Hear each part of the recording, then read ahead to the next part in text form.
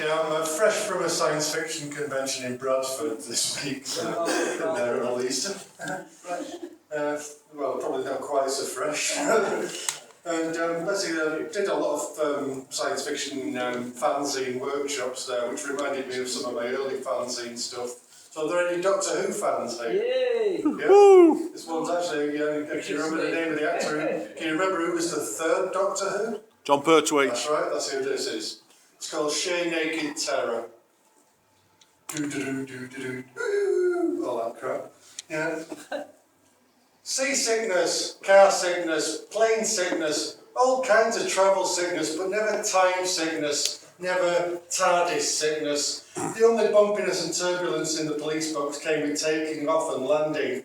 She never liked to think of it as dematerialising. The very concept of matter transference, dematerialisation frightened her. To Joe Grant, the TARDIS simply flew.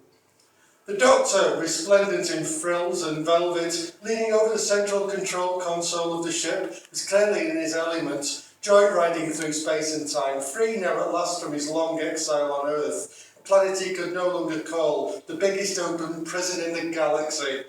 On occasion he even said he might go back there for a visit once in a while, much to Joe's relief. Joe couldn't wait to land. She couldn't get used to the constant mystery tour where even the driver wasn't always entirely sure where they were going. The flight itself was often just as unpredictable. Some TARDIS flights had lasted barely a moment or two, while other journeys had kept them airborne for several days. During the long journeys, the Doctor regularly lapsed into meditative trances or retreated into long bouts of stony silence, and on occasion even sank into coma-like catatonic sleep states from which Joe found it impossible to arouse him. Occasionally he would leap up out of such a zombified state, adjust some control settings on the console, and then lie back down and pretend to be dead again. Sometimes he got up just to change his clothes to a set that was exactly the same as those he'd just taken off. And he would then walk around the TARDIS preening himself, stroking the screaming loud shirt ruffs, and rustling his cape every now and then, as though to draw Joe's attention towards what he undoubtedly mistook for style and flamboyant grace. All of this took place in silence. Joe felt as though she was in a Franciscan monastery. The quietness was painfully disturbing. Jo was a chatterbox by nature. She was even used to being surrounded by like-minded conversationalists, talking constant, mundane, possibly even inane banter. She tried in vain to get the Doctor talking. She asked her companion questions all the time in the vain hope of sparking a conversation. What stopped us from landing on someone's foot? Doctor, who is Katerina?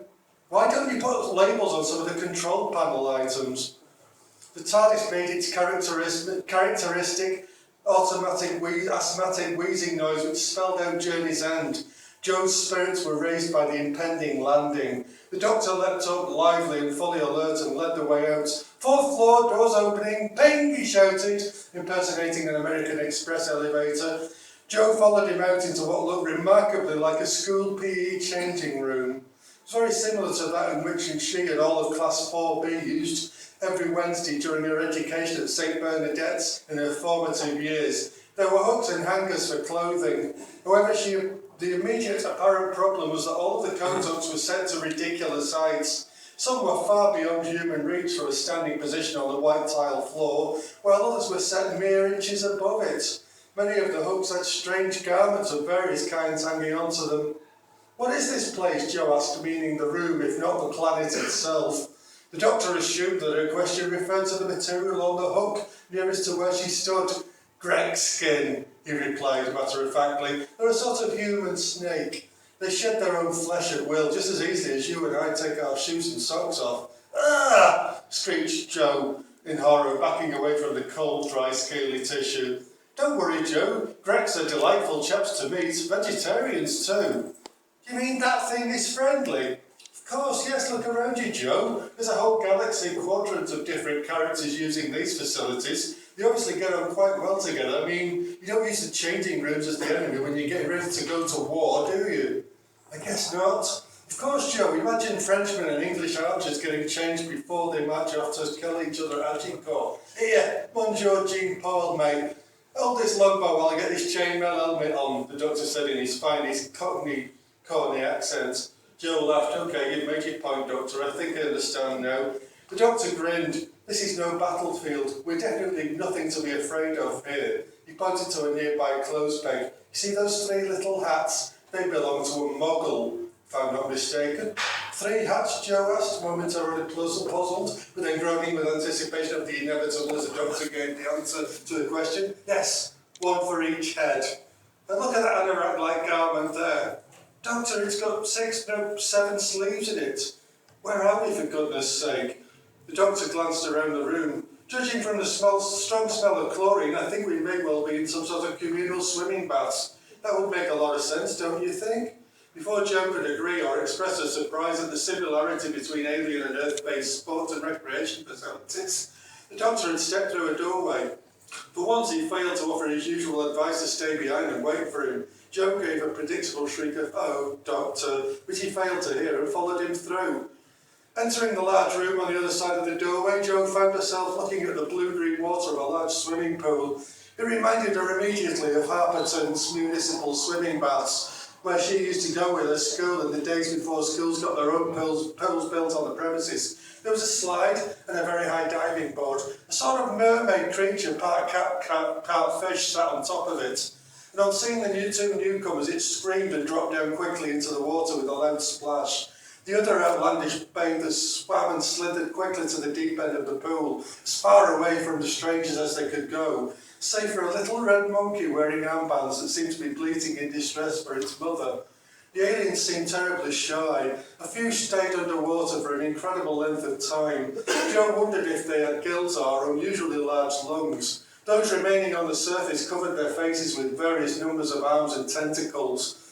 Only one creature, which Joe correctly assumed to be a Grek, was bold enough to walk on the tiled ceramic floor towards the visitors, so addressing them cheerfully as he came their way. "Greetings, welcome friends, welcome, prepare yourselves and join us. Please forgive our impertinence in asking you to get changed first, but some of our younger, more nervous members are nervous about sharing the waters with people in, how shall I phrase it, apparel?"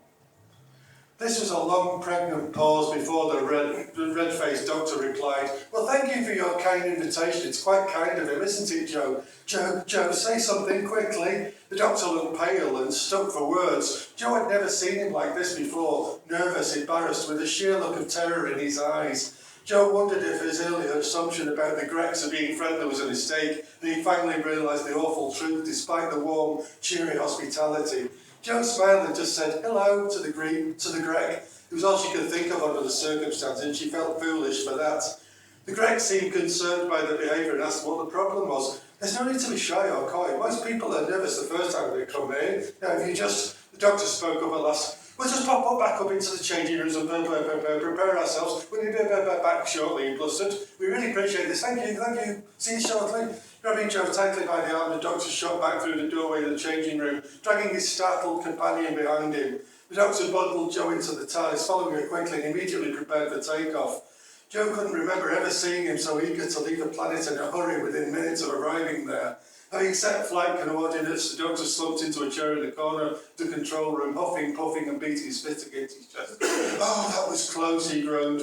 Joe was astonished. She asked the doctor what the problem was. "I thought you said they were friendly." The doctor nodded his head ruefully. "They were friendly, Joe. Too friendly by far." "What's wrong with friendly, Doctor? I don't understand. They might have been ugly, but for once they didn't want to kill us.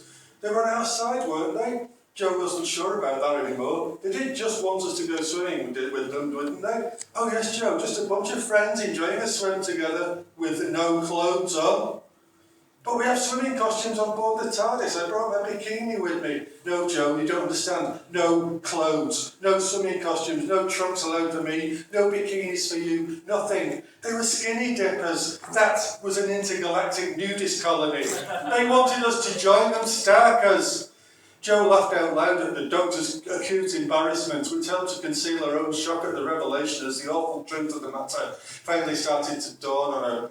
Rising from his chair, the doctor seemed to become his usual self again. "We are a couple of prudes, aren't we?" he said with a soft, gentle smile.